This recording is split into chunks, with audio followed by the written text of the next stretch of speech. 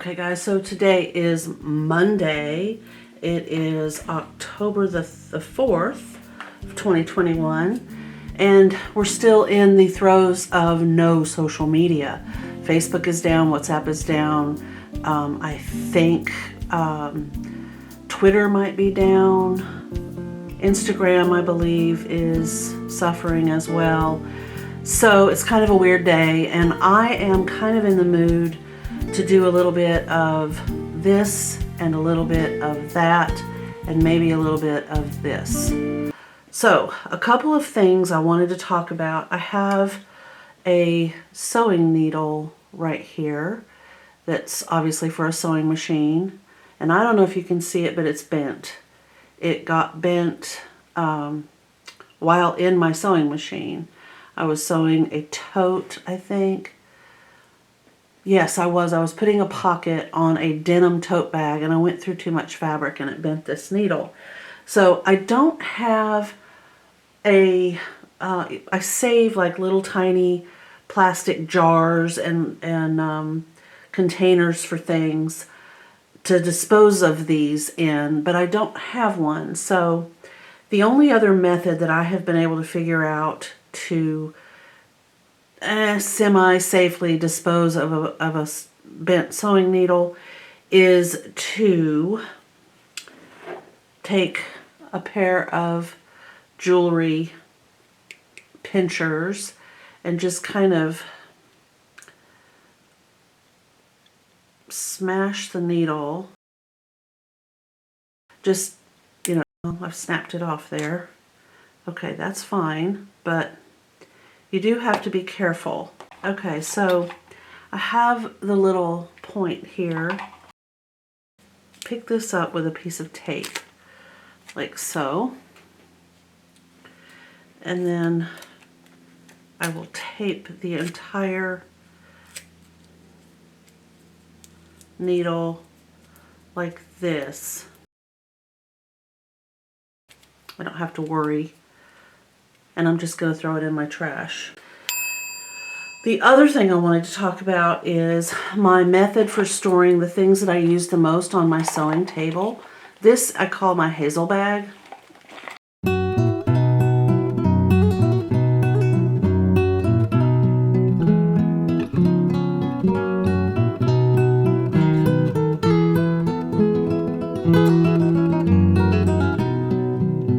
And it's where I keep a lot of really weird supplies, things that I kind of want access to, but I don't feel like I'm going to store them in my sewing cabinet, my sewing table over here that has drawers and things that I could put this stuff in.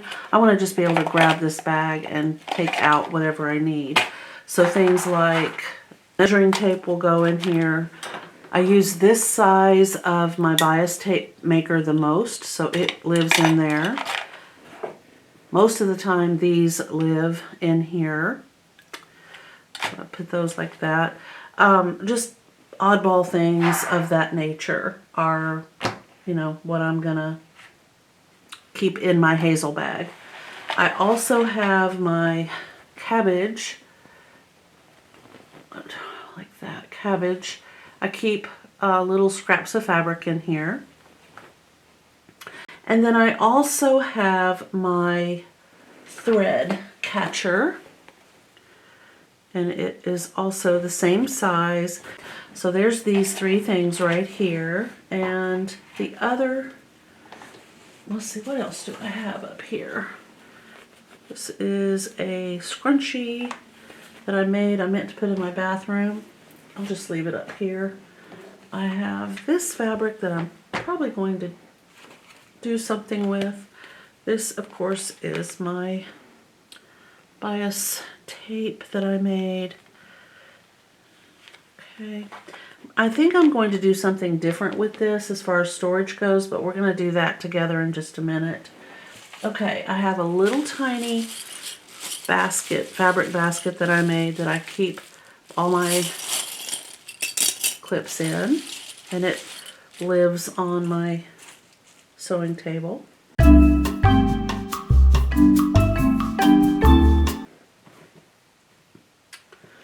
And I also have this. This bag doesn't have structure on purpose because these are my pattern weights that I made. They're filled with BBs. Okay, this is a wing needle that I've used once. I'll keep that there. And, aha, I have located, I thought I had lost my 2-inch safety pin, but all right. So here is a big messy pile right here that this actually was stuffed into. It was quite the mess.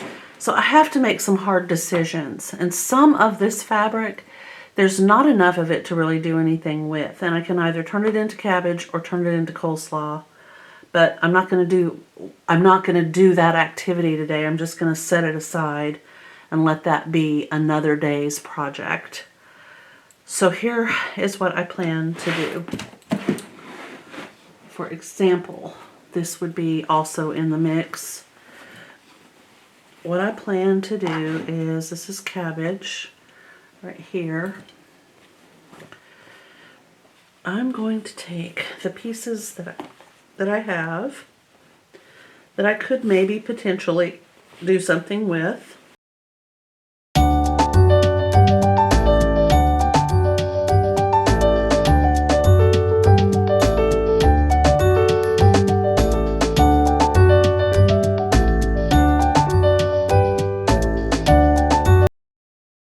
Alright, and then I'm going to just turn it this way, and I'm not worried about what's sticking out on either end.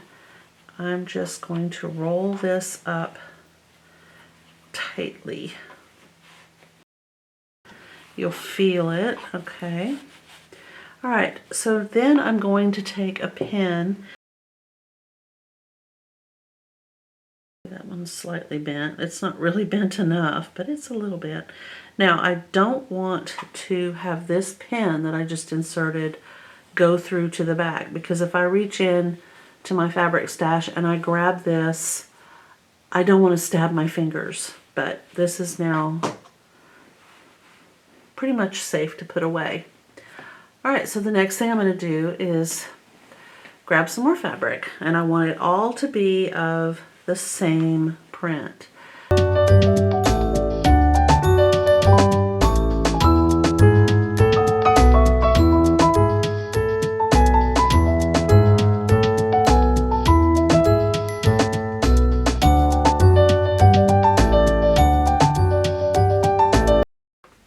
I just realized I turned off the camera, but I wanted to show you guys that so far I have got this much.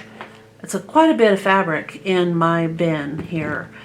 I said earlier, before I realized the camera was off, that this is on a satisfaction scale. I'm going to give it a 7. I'd probably give it a 10 if I had finished it, but I have too many leftover pieces of fabric to drag you down that road. It would be days and days. But you get the idea, and once I get it all done, I'll show you what it looks like. If I have a lot of fabric, I may end up turning the pieces like this, just to kind of help, you know, with the space. But the thing is, you're going to basically end up having about the same amount of space if you do it this way, taken up, as you do when you have them down like this, because you can just, you know, stack them however you need to do it to get these in here, and just stack them. Okay guys, I'm back. It's been a while, I'll just put it that way. So I wanted to show you a couple of things that you can do that is sort of an unconventional sewing technique that just about anybody can do. Now, a lot of times you will hear that you have to have a specialty needle, like a wing needle, in order to do something like this, where you're inserting. This is literally a piece of fabric that I used a wing needle to create that hem stitch effect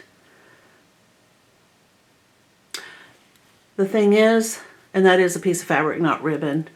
The thing is, you don't have to use a specialty needle.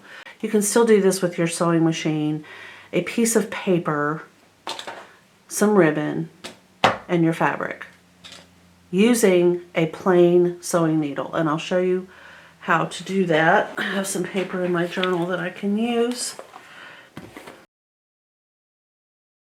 You might want to go ahead and get a heat erase pen. That might be your big investment.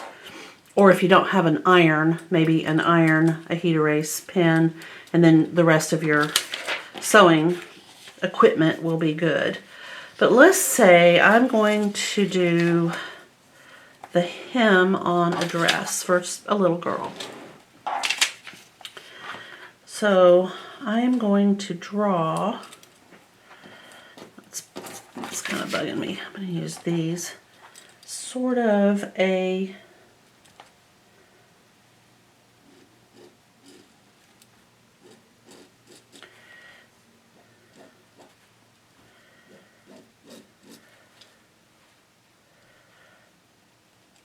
I don't know, I would just have to draw something like that, okay? Now I'm going to take this piece of paper and I'm going to pin. I don't recommend using 505. It might work, but it might also gum up the works a little bit, so I have my pins facing that direction. Okay, so that's pinned down. And now I'm going to take my ribbon, and I want this off of my fabric, because if this is going to be captured within a seam, then I don't have to worry about finishing that off. There are some techniques that we can do, but this is kind of a glimpse at the possible future of what you can do with your sewing machine.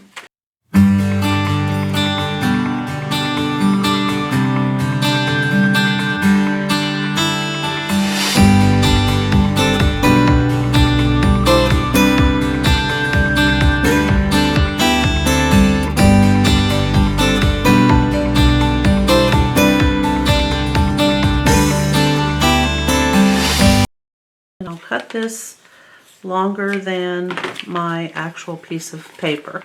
Now, why am I using this piece of paper? Well, I'm using it because it's accessible to me, and I don't have to worry that it's going to hurt my project. The only way that could happen would be really if I were using a piece of black paper behind white fabric, or white paper behind really dark fabric. That's something you want to avoid.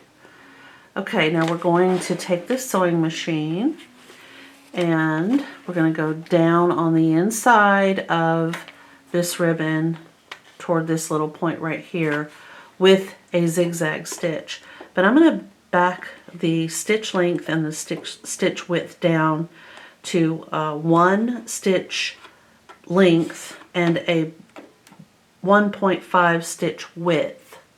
So length coming this way and width going this way. Put my machine and needle down and just going to zigzag right along the edge of this piece of ribbon, this inexpensive ribbon that you can get anywhere.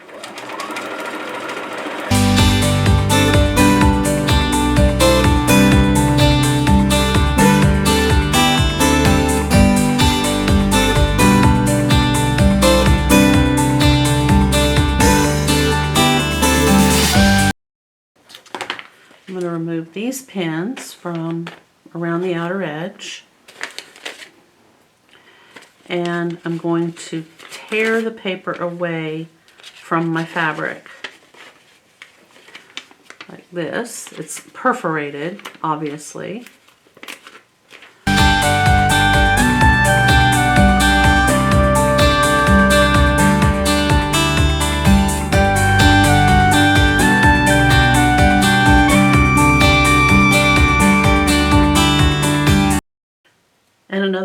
you can dress this up is to use a different color thread. If you wanted to do a contrast, by all means. There's no reason why it has to be done in pastel colors. All right, now I'm going to take my duckbill scissors and I'm going to carefully trim just the fabric away. I don't want to cut through the ribbon. I want just the ribbon left. And if I cut through the ribbon, then I will have to start over.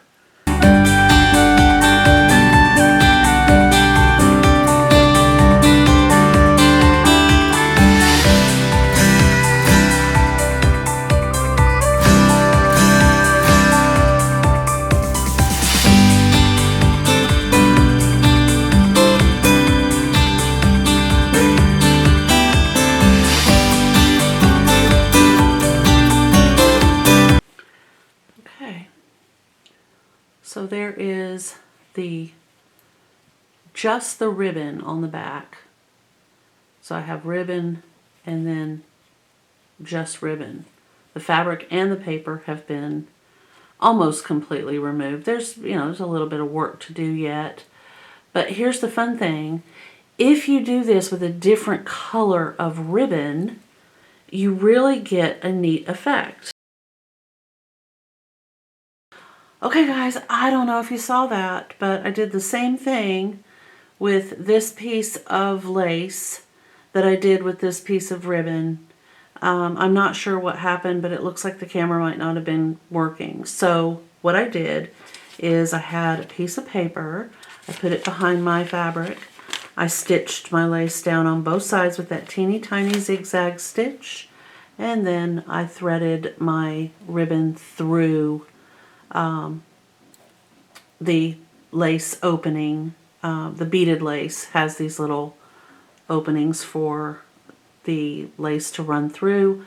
It looks like I've kind of goofed it up a little bit, but what I was trying to say earlier is you can do this on a little girl's dress sleeve, so the upper arm can close off with a pretty piece of ribbon, or the cuff around around their little arm can close off.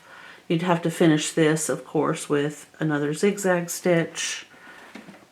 We call that a roll and whip, which I will go ahead and do. I need a wide width and a short length.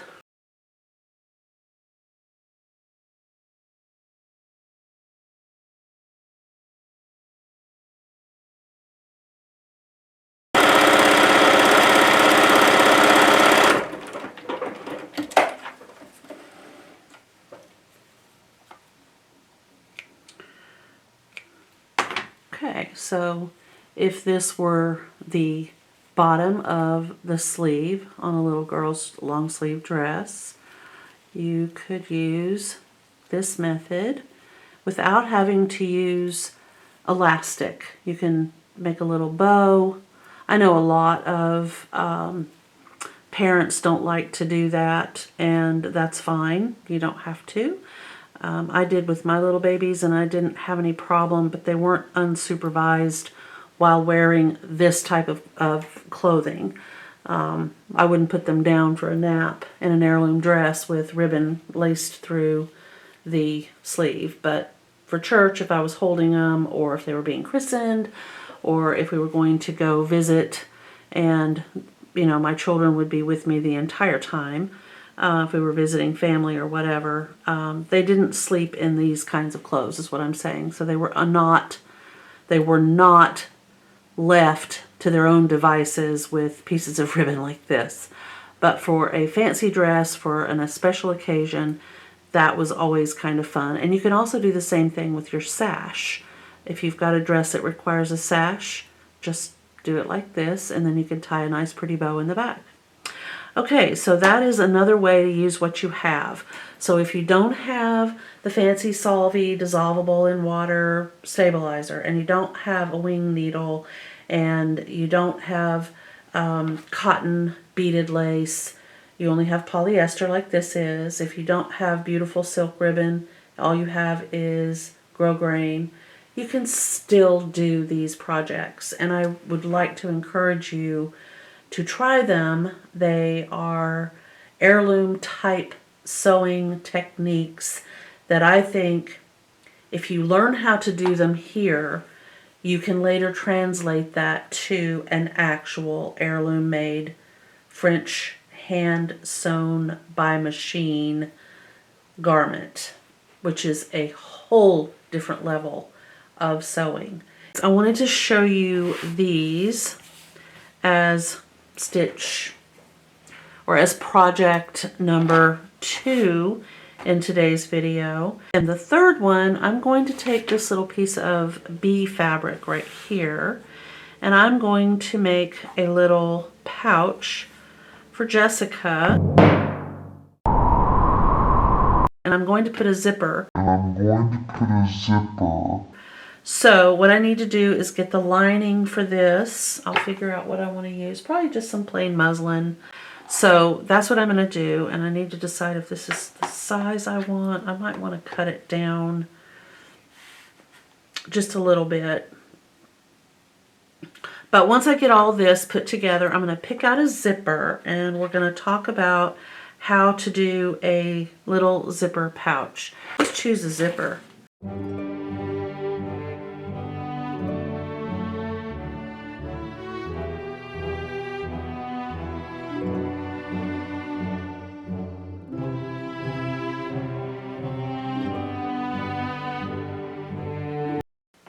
Okay guys, it's the next day, and I'm going to go ahead and try to do a zippered pouch with the fabrics that I have. So it's sort of a stash buster zipper pouch. I'm going to take one of these bee fabric pieces and some of the quilting batting, and to be honest, I don't know if this is Warm and Natural or a different brand because it was just in my stash. Okay, and I'm going to use the scissors that I don't cut fabric with.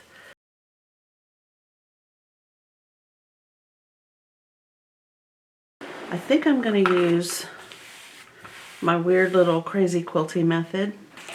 I think I'll just use my glue stick because I just want this to hold together while I'm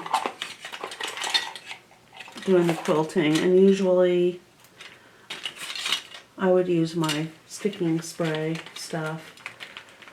I can't think of the name of it. It's not 505. It's one that I had not used before. I'll try to remember to put that name right there.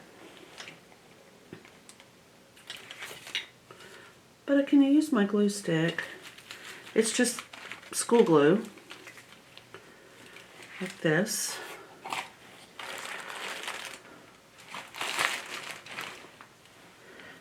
Alright, and I don't put it on the batting. I put the glue on the fabric, and I don't put it all over the fabric. I just put it in a few places, like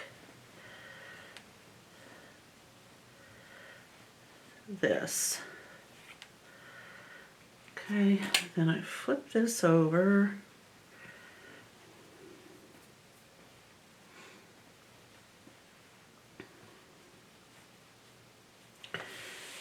Press it down. Alright, I'm going to pick it up, and as you can see, it is stuck.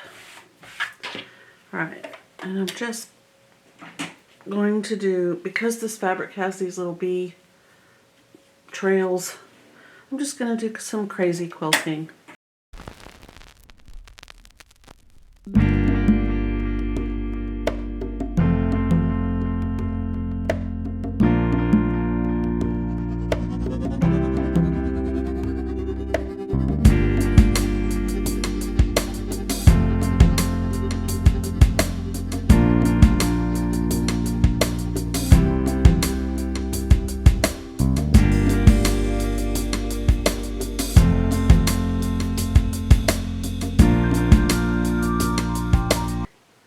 It's just crazy circling lines.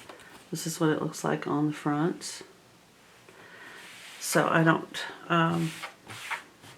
feel like it needs anything further. I do need to cut these threads.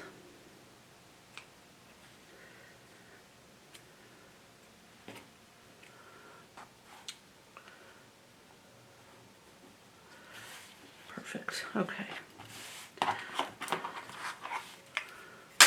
All right, so the project is 10. I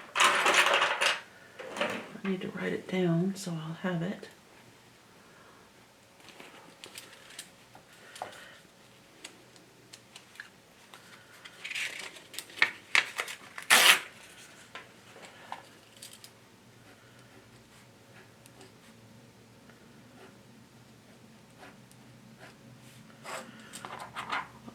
So those are the measurements of my outer fabric, which my inner fabric will have to mimic that. And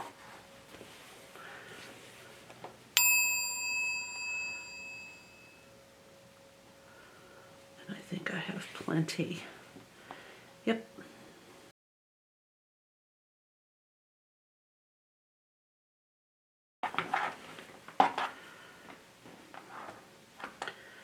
Okay, this needs to be squared up something fierce. Okay, so these two pieces of fabric are matched up.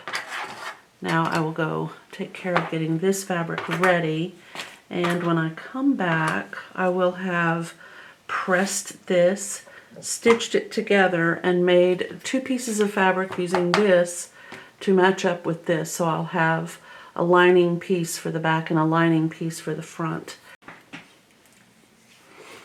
I found the basting adhesive that I couldn't remember the name of. Wow, it's actually spray and bond basting adhesive, and it was laying down inside of one of my mini organizing pouches. It was laying like this instead of sitting up like that, which is why I couldn't see it. But it works really well. All right.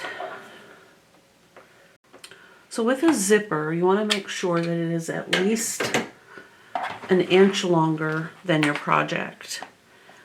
It can be longer, like this one is. I don't use metal zippers that are longer unless I can stitch them by hand when I cut them down. So I prefer to use either nylon or silicone teeth.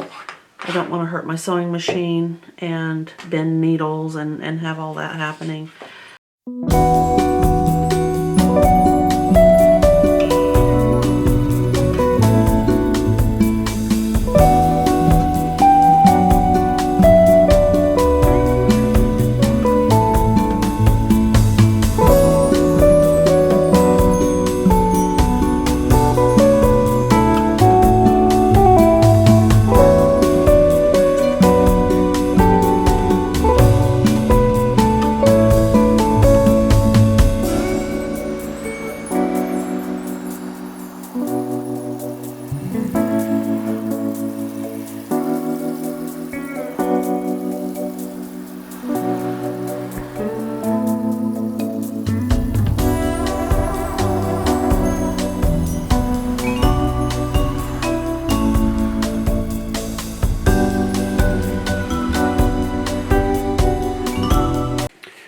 I have decided I'm going to use some interfacing on the other side. So I have the quilt batting on this side, but I wanted to have a little bit more structure, so I'm going to just take a piece of fusible interfacing and fuse it to this piece of fabric. Just doing it again.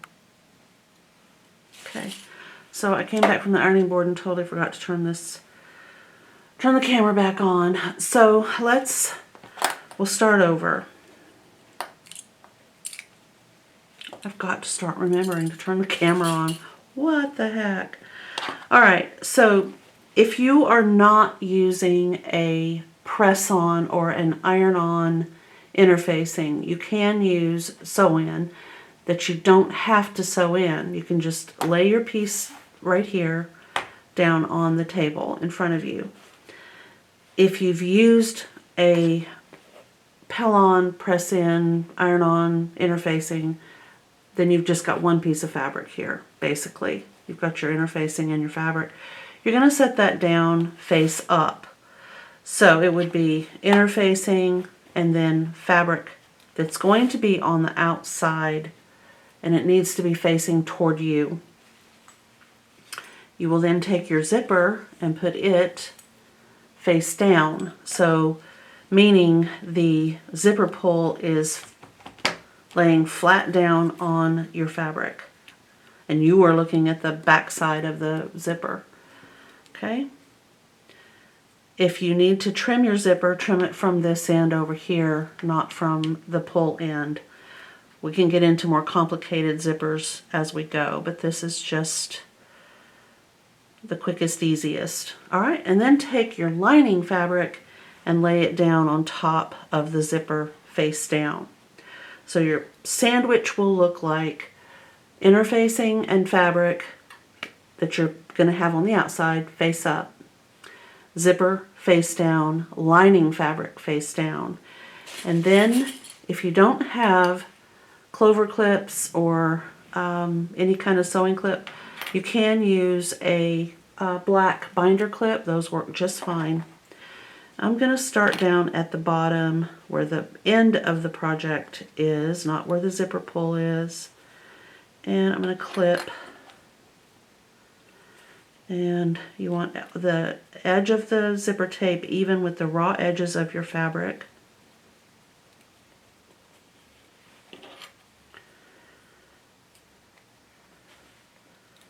And you could pin if you don't have clips. You can definitely pin. Okay, keep everything nice and even.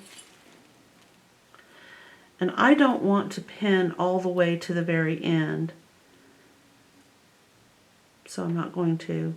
But I did pull the zipper open just a little bit because I have to be able to get around this. And what that means is I'll be sewing to that point, and then I'm going to stop, raise my presser foot, needle down, raise my presser foot, and zip the zipper closed, and then continue stitching. So that's, for me, that's the easiest way to do what I call a blind zipper, because we can't see where we're sewing, but we can feel. So I'm going to put my zipper project in. I want to stay about midway, just, I don't even know how to describe it. I'll use this and this. So if this is the zipper, I'm going to be stitching right along this. I don't know if you can see it, but there's a different looking part of the tape right here. And I don't want to stitch close to the teeth. If I do, my zipper won't open. And if I stitch moderately close to the teeth, the zipper will be difficult to open. And if I stitch out here where I plan to stitch, the zipper will open just fine. And I don't mind if some of this tape shows. It's meant to. Alright, so now I need to move my zipper over so that it's on the fabric. And I'm just going to kind of keep my hand along the teeth of the zipper so that I can feel when I need to move, stop, and keep the needle down and lift that presser foot and shut the zipper.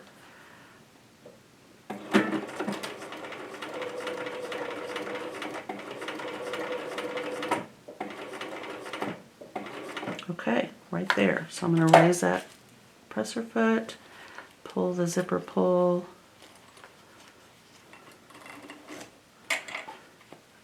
drop the presser foot, and keep stitching.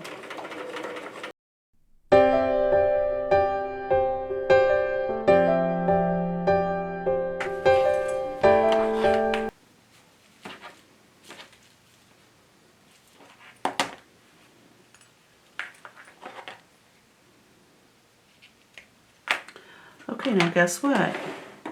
we're going to do the exact same thing for the other side of the zipper. So we're going to put our fabric down. The fabric that will be showing on the outside, we're going to put it face down, like so.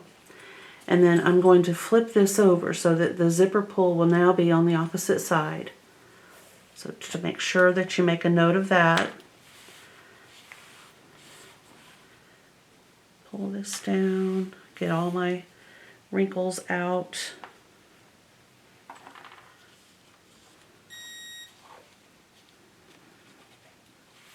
Okay, so my fabric, this is the second side of the project. My whatever, if I'm using quilt batting, interfacing, whatever, it goes down first, or if it's attached to my fabric, then those two pieces go down with the right side of my fabric, the outside of my project, the visible side or the glamour fabric, face up so that I can see the design. My zipper goes, I've done it this way, but now I'm going to flip it around like that, and I'm going to lay the zipper so that the tape is even with the raw edge of my project. And I'm going to go ahead and open the zipper just a wee bit, like so. Keep the zipper tape even with the raw edge. And then I'm going to put my lining fabric face down on top of that zipper tape. So I have kind of a zipper sandwich here.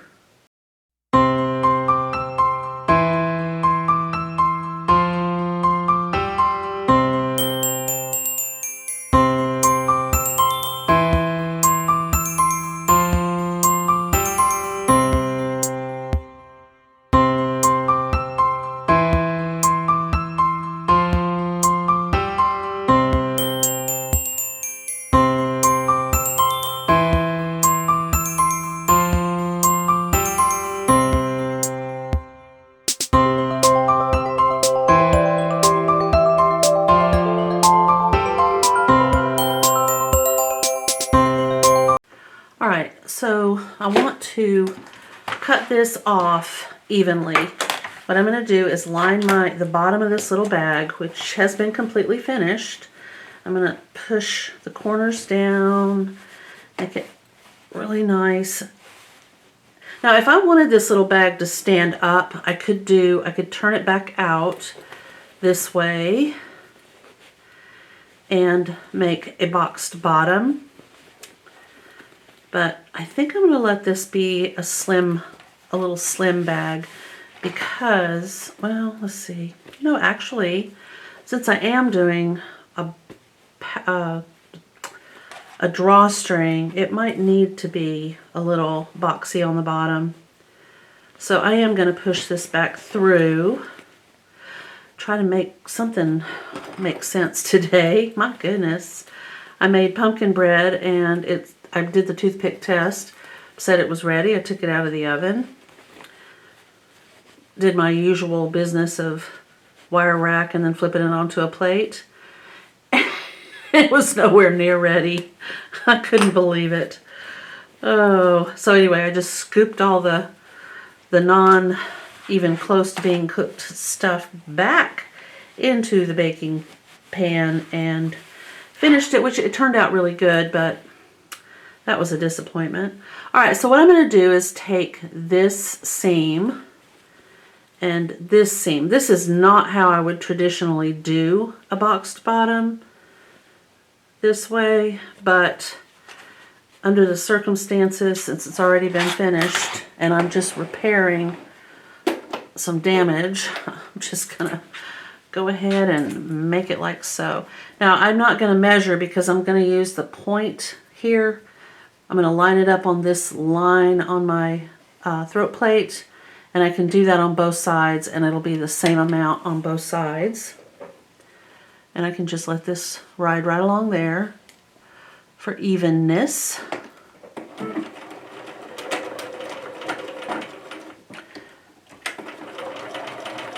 I am sewing through a lot of layers here. Watching that.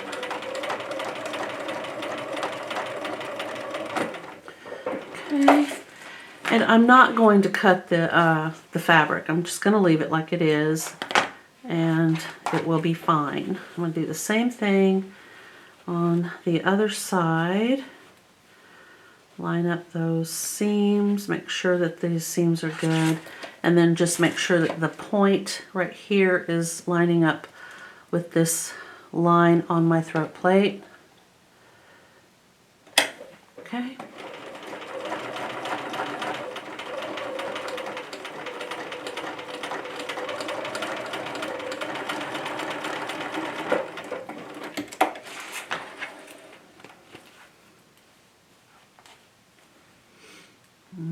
Okay. Now when I turn it, it will have a little boxiness to the bottom.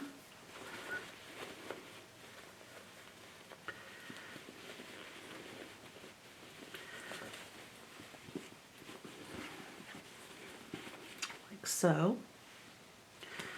And when it's made into a little pouch, a little drawstring pouch, that boxiness will help the little bag retain the shape.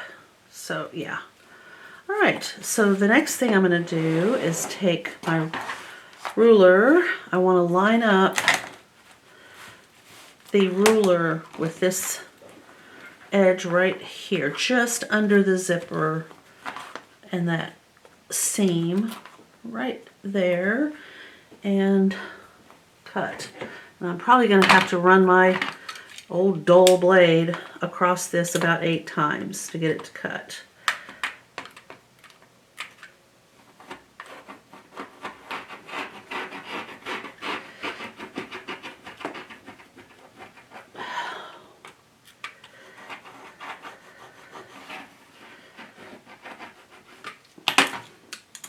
Almost. Now, I'm not recommending that this cutting method is safe or good or anything. It's just what I chose to do this time. All right, so I have a lining bit here. I have an outer, and I have interfacing on this side and quilting batting on this side. The thing is, that's a lot to fold, create a casing, and do a drawstring. So I'm not going to do it that way. What I'm going to do is take fabric, like so, and I have plenty of this, and I'm going to create a separate top piece like this and stitch it all the way around, and then I'm going to run my 2 pieces of ribbon probably for the drawstring. So let me grab some more fabric. I'll be right back.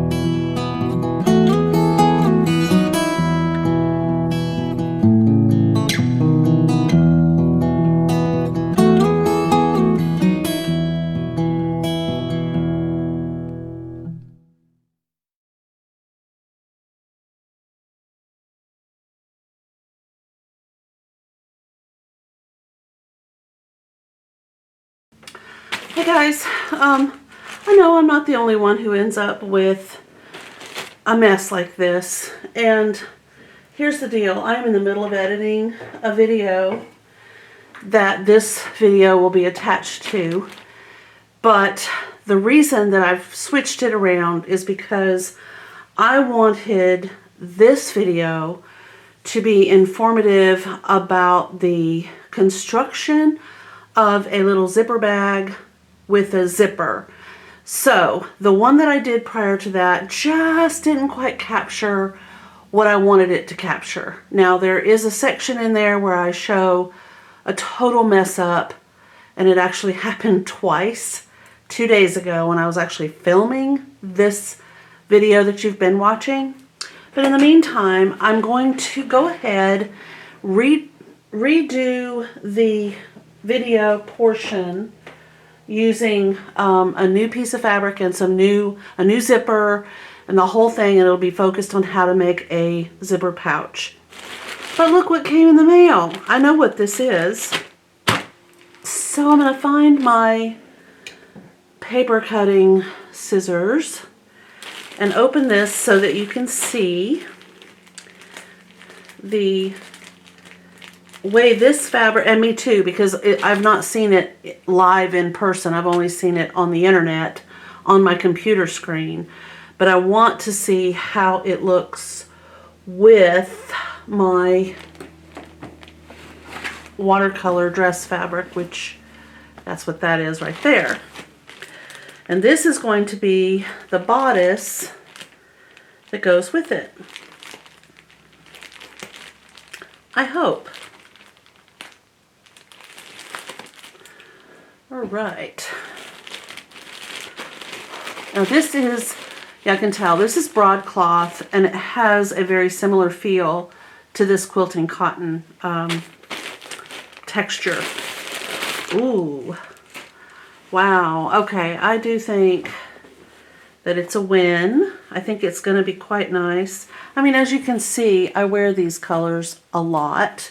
That's another issue that I had that I forgot. I just noticed when I was showing you my shirt right here. The exposure on my camera was, for some strange reason, set at, let's make it totally impossible for anybody to see anything that she's doing. And I just had to try to change it. So this is it right here, but I can't show you the construction of this on that video. It's just not, it's not even watchable. The exposure is so bad.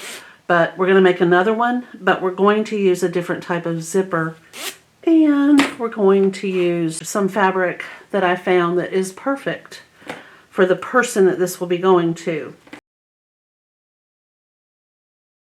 So here we go. I think this is perfect. It really does look lovely with the colors in this fabric, I think. I think that's really nice, and you guys can't see it, so let me pull, and I'll zoom in, and I'll push all this out of the way. There. Okay, so skirt portion, top portion. I can't believe I remembered to turn the camera back on. I swear I've had such a hard time with that lately. It is silly. Okay, so I have this fabric right here, and this fabric is a beautiful peacock themed fabric that my daughter in Oregon will no doubt love. But let's see, the other thing I need to check on is the zipper. Now there is a huge difference, and I say that with tongue-in-cheek because this zipper is basically fine for sewing. I can fold this in half, and I feel really confident that I could get this, I could stitch over this right here. I can just fold it in half, and I can stitch over it in the corner. This one, no. This one, I can't fold this in half. My sewing machine needle will break. And there are techniques that you can use. You can cut some of this away and put fabric there and do all these little fiddly things, but we're not here for that today. I'm going to cut this in half. Wait, what? What are you doing? Well, and then I'm going to take this fabric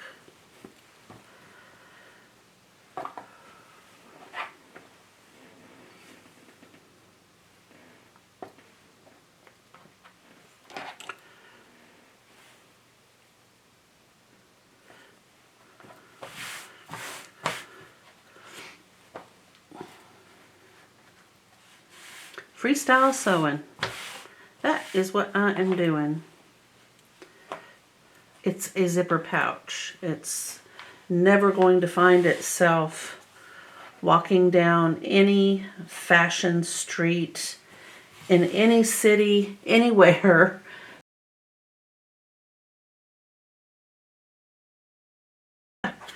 All right, so I have a front piece and a back piece that I'm likely going to have to trim. Well, maybe not. Nope, I think we're good.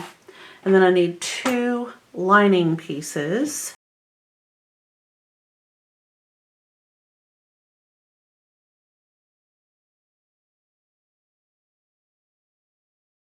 Well, look at there. I remembered to turn on the camera. Shocking, I know. All right, so I'm back with my pressed fabric right here. And I'm going to take a piece of quilt batting and quilt one of the front, this piece right here. I think this would be the front. Okay. And the reason I'm doing that is because I like the squishiness of it. I like the idea of it being a little quilty without it being too complicated quilty. So what I do is, my favorite method is I'm going to take this and just, I don't use my fabric scissors on quilt batting. I know it's 100% cotton. It's organic. It won't hurt my scissors, but I don't like to do it. It's a habit I've just formed. So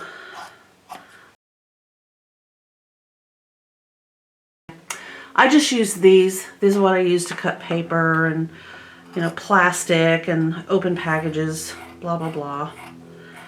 They're dull. I mean, I can tell they're dull. They're kind of chewing through this batting. And that's why it just kind of gives me the heebies.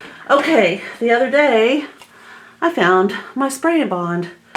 And I always spray the batting, not the fabric. I don't want the fabric to get any splotches on it because they won't go away. So I'm just gonna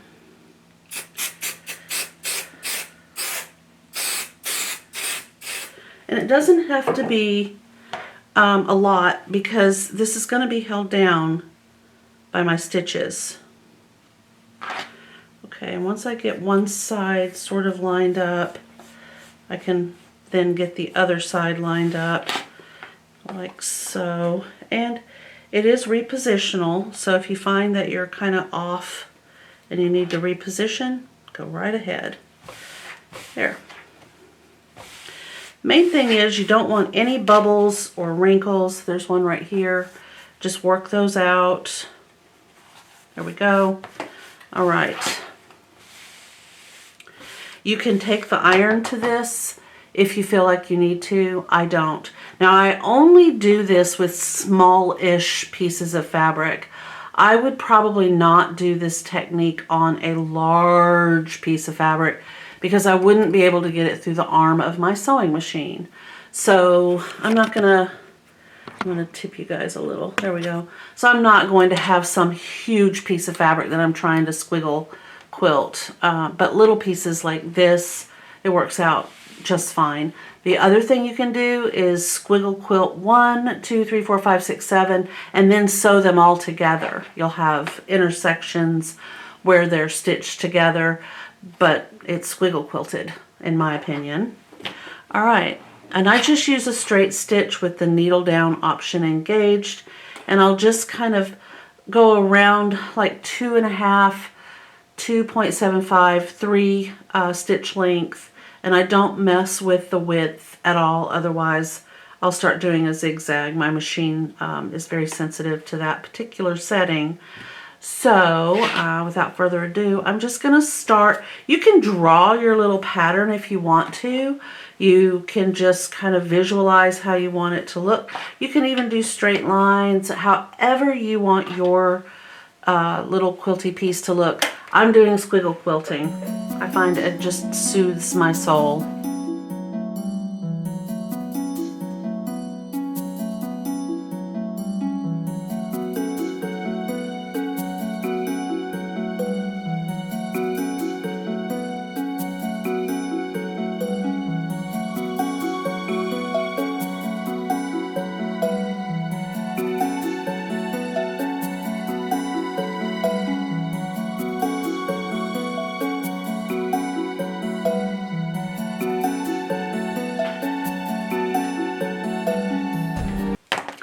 So on this side it probably didn't show up too well, but if I flip it around you can see. And if I feel like it's too light in certain areas or I just didn't get enough, then I'll go back and do some more. But it doesn't, it's fine. I like this, it's kind of cute.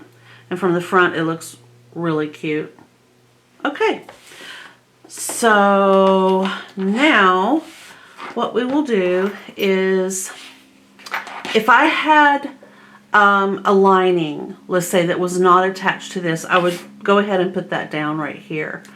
But I don't, it's attached. So it goes, and then my fabric that's going to be on the outside of my little bag is face up. So I'm seeing the proper design, face up. Then I'm going to take my zipper and I'm going to put it face down on top of the top part or the front part of the project, and I'm just going to leave this like it is. I can see that my zipper is way longer than what I need, but I can sew over the top of it and I won't lose my zipper pull, so I'm not going to worry about that just yet. That's why I like these smaller size zippers. The other one that I was using, as you can see here, is way bigger. It's a stout zipper. It stands up off of the tape. It's super heavy, and this is just your typical nylon YKK zipper. So now if I want to, I can pull my zipper open about halfway like this and just divide the difference. Although this is supposed to go here. So the edge right here will go right up next to the raw edge of this piece of fabric right here. And I'm just going to kind of split the difference, have this hanging off over here and this hanging off over here. And then, because this is face down, my lining fabric goes face down, right on top of this zipper. And if you have clover clips or wonder clips, this is a great use for them. I really recommend that you either get some of these clips or make sure you have binder clips in your sewing room if you want an easy way to put in a zipper in a project like this.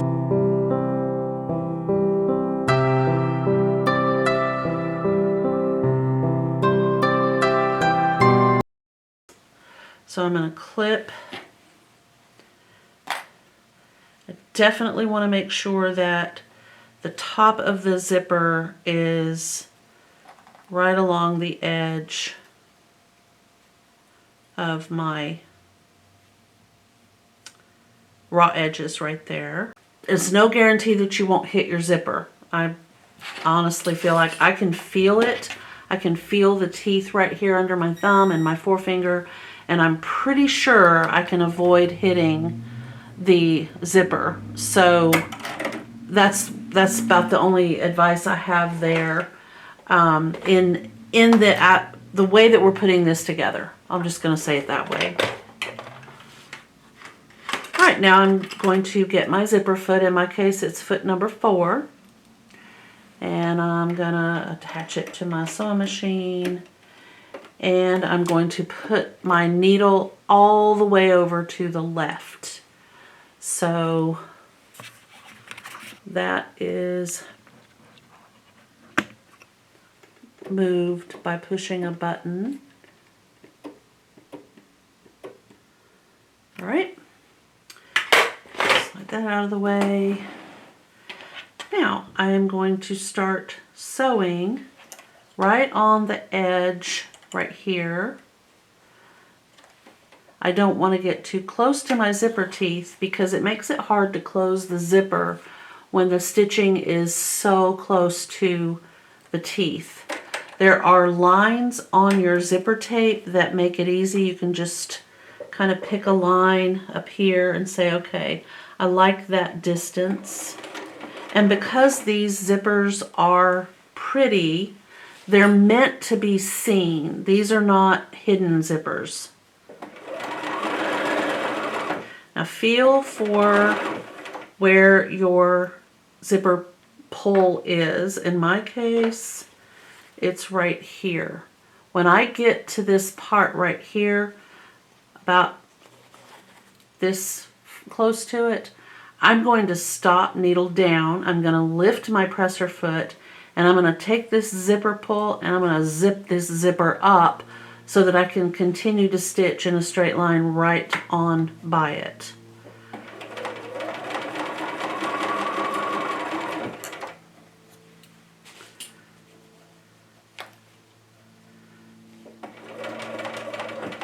Okay, and I kind of want you to be able to see that, so let's see if I can zoom a little bit.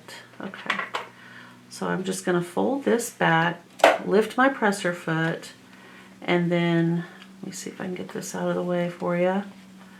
All right, so here is the zipper pull right here.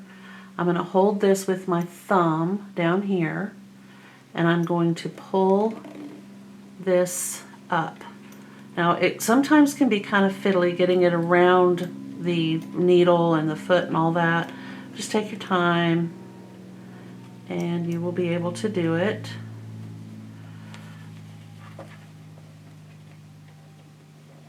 I don't know why my hand is just so tired today. There we go. All right, I have a piece of thread stuck. And then just drop my foot back into position, and now I can just stitch all the way down. I don't have to worry that I'm going to hit that zipper because it's all the way back up to the top now. Okay, so here we go.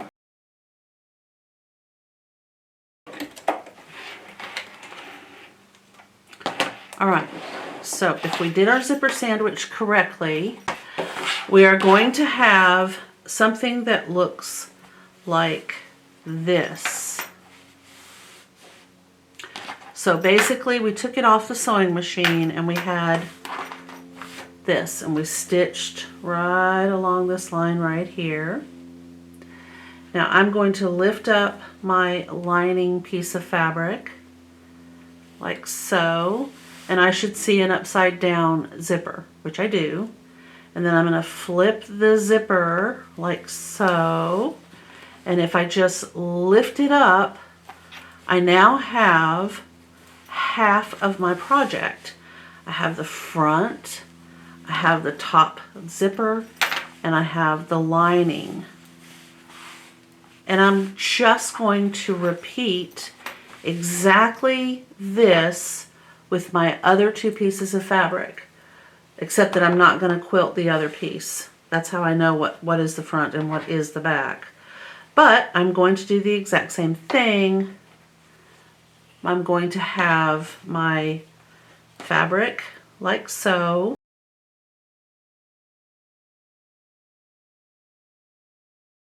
Okay, so we've got this, and now we've got this piece of fabric, our secondary piece. The back of our project is face up on our table. If we're going to use some interfacing or some batting, that goes down, this goes on top of it, face up. Then we take this, we've got it in our hand, and we know that this has to be face down on our fashion fabric, right? I can't do it this way, so what I have to do is just turn this over. And now my zipper pull is on the other side, but it's properly faced. It is now facing the fashion fabric right there, and I'm going to line it up along that top edge. I want to make sure that my sides are even. Then I'm going to take my lining fabric and I'm going to put it face down on top of my zipper so that I have a zipper sandwich like I had before. Fashion fabric, zipper tape, lining fabric.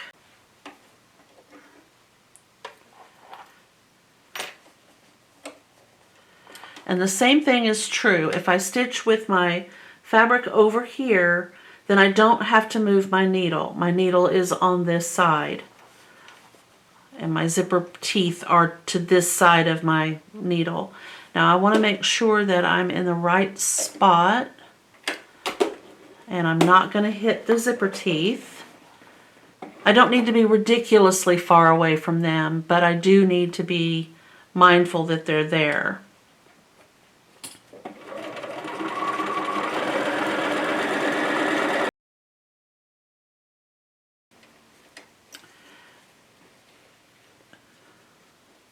I'm going to hold on to this zipper tape on this side and pull my zipper down past this foot and drop that foot and continue stitching.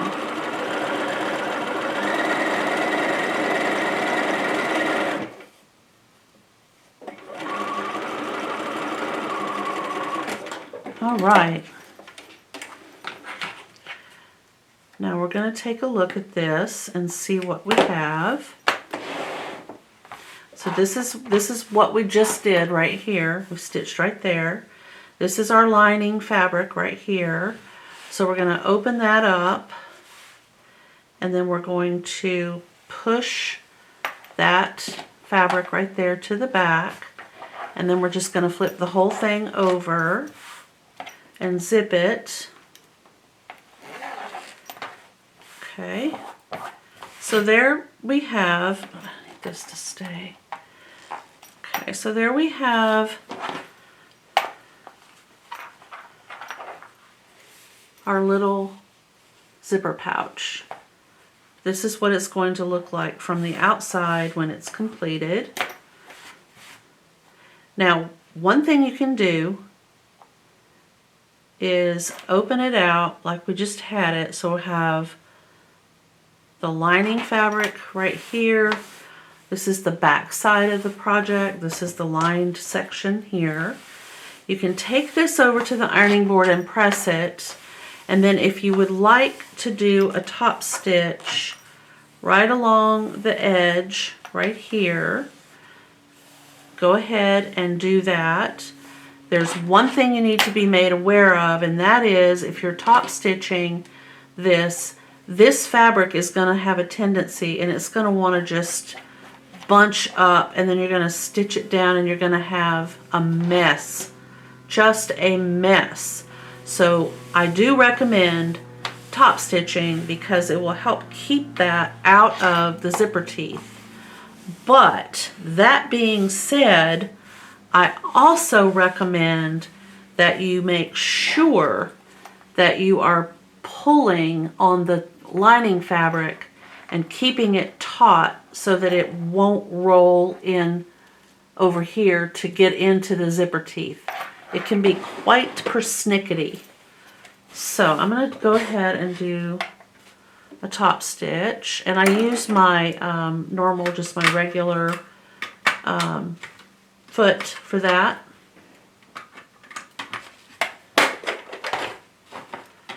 In my case, it's the number 1 Bernina foot.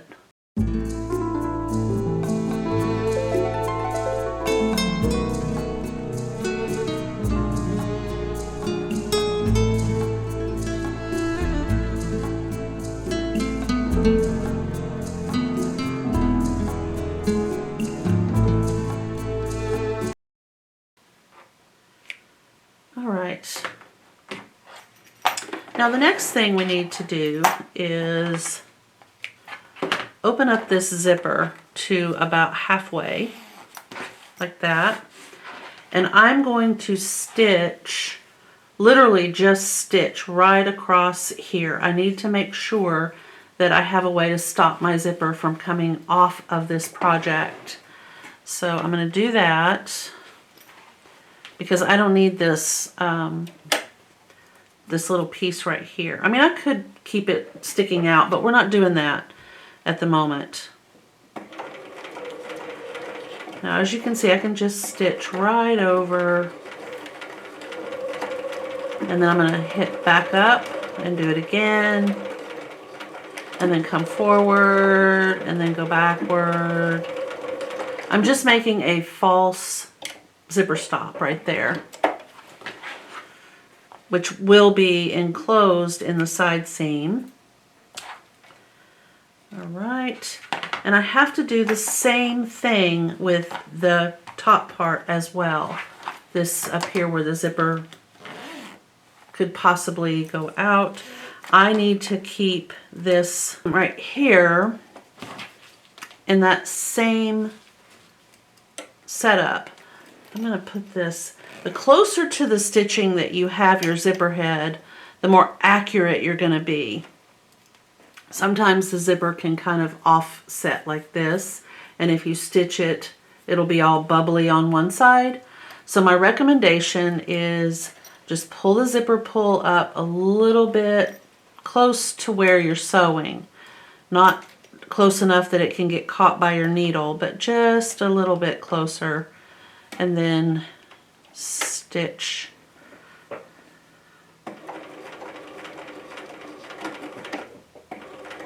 And back up.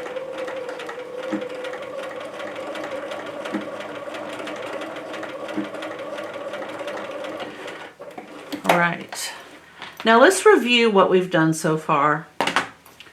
What we have done is we have cut our fabric, we've quilted a piece of fabric, we've got our zipper installed the proper way, and if you need to review that, it's whatever kind of interfacing or lining you have, or whatever kind of interfacing or stabilizing piece of fabric you have, unless you're doing yours like I did mine, down, then your fabric face up, then your zipper, well, we did it like this, and then your zipper face down on top of that, and then the lining face down on top of the zipper. Make a zipper sandwich, use some clips to stitch it with, or to hold it in place, and then stitch. And then do the other side the exact same way, and you will end up with this. If you have your fabric smaller than your zipper, then I would recommend that you do this, what we just did, by stitching over the top of our zipper right there and right there. Make sure when you do this that your zipper pull is in here. Otherwise you're going to have your zipper out here and you won't be able to get past that line of stitching. Okay, then we're going to take the fronts or the outer pieces of fabric like so, and the lining pieces of fabric like so. Finger to kind of push it back like that and fold it in half. and then clip or pin right there.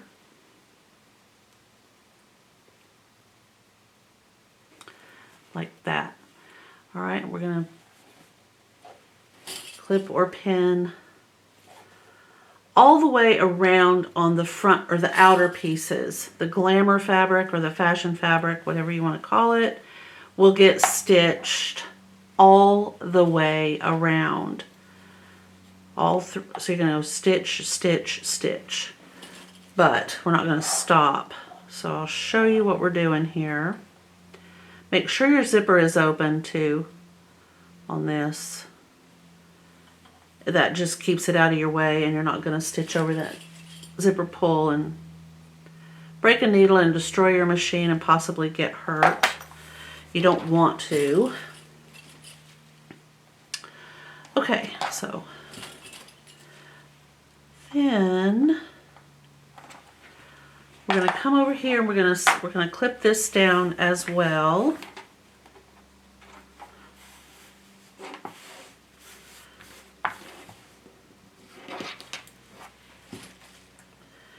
And my recommendation is that you leave about 3 inches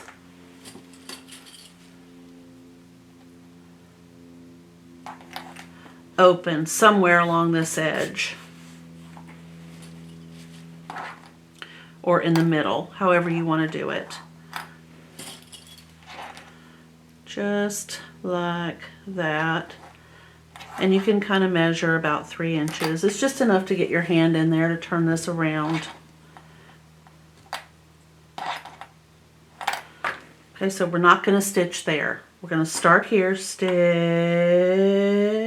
stop.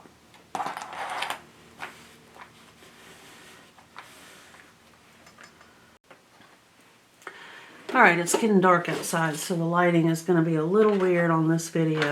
I'll try to adjust it in the edit. But the next step is, as I said, I've been gone for about an hour, now I'm back. We're going to start stitching here.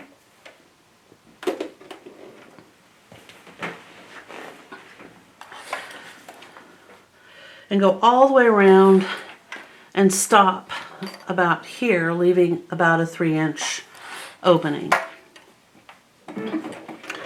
Okay, and I do want to back up. I want to lock these stitches here.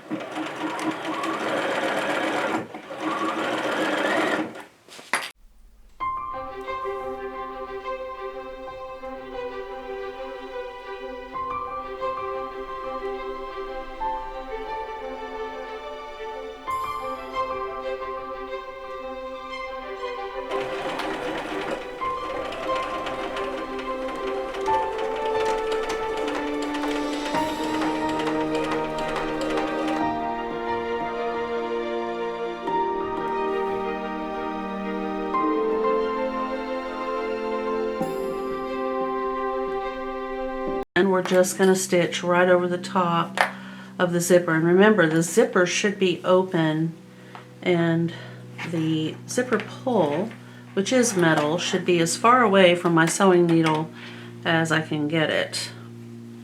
This time I'll be coming across the top of the zipper the opposite direction than I did over here, obviously. And we just want to slowly meander over the top.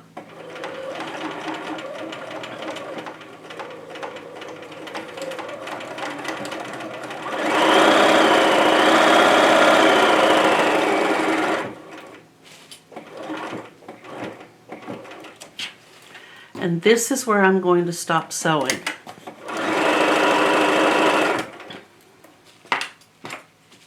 About right there. And back up. Okay. Now,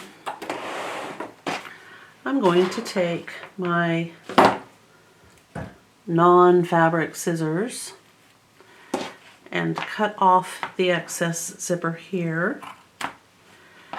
And cut off the excess zipper here, And I'm going to trim the corners of this little zipper bag. Trim down my seam allowance if it was wonky, which mine happened to be a little bit right there. And trim this corner and this corner. And then just reach in. There should be an opening right here that we did not stitch. And if we left our zipper open, which you kind of have to do to be able to reach all the way through to get this part to turn, if your zipper pull is not in the middle, you won't be able to open this or pull this through. So that's why we wanted that open. That's another reason why we wanted that to be open. And then we're just going to pull this.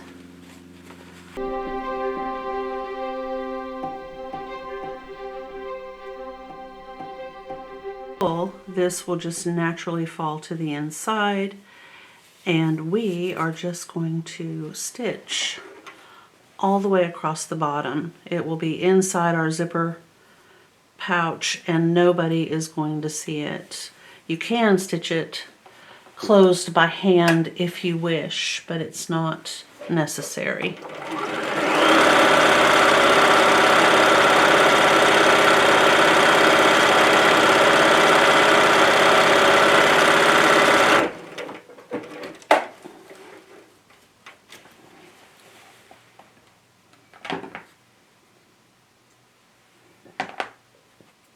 Now you can push your lining to the inside. There we go. But anyway, so for example, you know, in your bathroom, if you are in a dorm, if you share an apartment, if you need a place to store, you know, pens, pencils, art supplies, anything like that. What a cute little bag you've got there to do it. And you put the zipper in.